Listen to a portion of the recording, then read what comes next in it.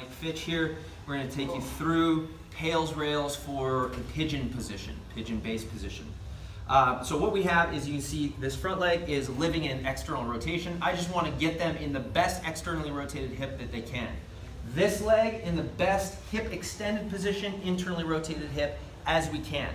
We'll hang out here upwards of 2 minutes passively, and I can let him hang out here and give him some cues of how to magnify this stretch. One being, try to drive your shoulders further forward over your knee. And it's fine if he starts to fold over. This is not a capsular focus. There's a lot more superficial tissue on stretch. So we can really explore the stretch. I could have him walk every direction and find his own line of tension. Additionally, I can try to tell him to pull the tailbone up to the sky and try to push that butt cheek, his right butt cheek, towards the wall behind him, which is going to create a bigger, greater convexity in that posterior hip to get more spilling of a stretch or target or bow the stretch.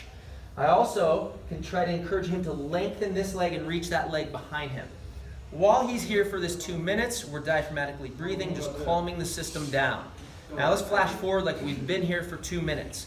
I'm going to encourage two things. We're going to make this a little bit more complex. I could just focus on the front leg, but I'm going to focus on the front leg and the back leg because Mike has incredible body control, so he can handle that complexity.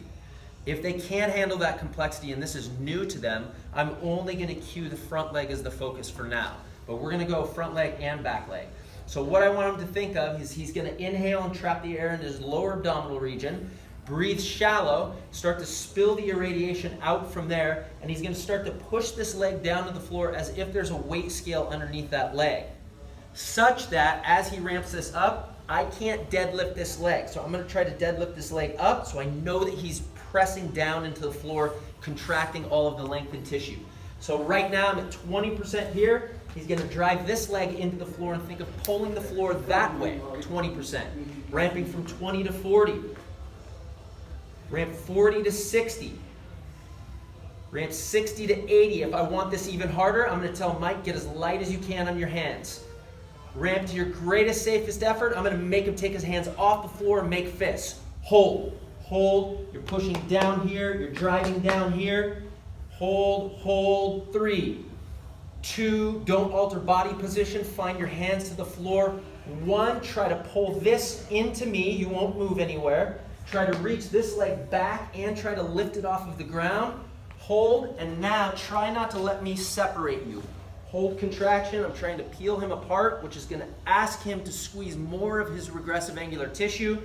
5, 4, 3, 2, don't alter body position. 1, melt into that new range and get a greater stretch. We'll hang out here for a little while and then we'll rinse and repeat.